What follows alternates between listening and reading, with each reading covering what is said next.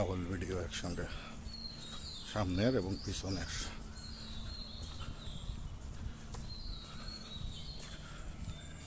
প্রতিদিন চেষ্টা করি 3.5 কিলোমিটার হাঁটা সকালবেলা।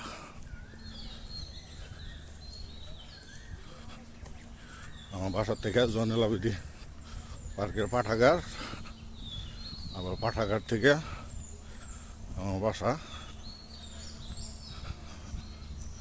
3 কিলোমিটার 20 পয়েন্ট।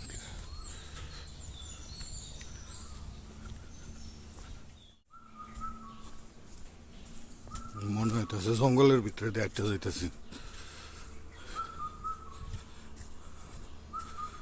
এত ঘন গাছ এই জায়গায়, শুধু ময়মনসিংহ শহরের ভিতরে 0 পয়েন্টের কাছে।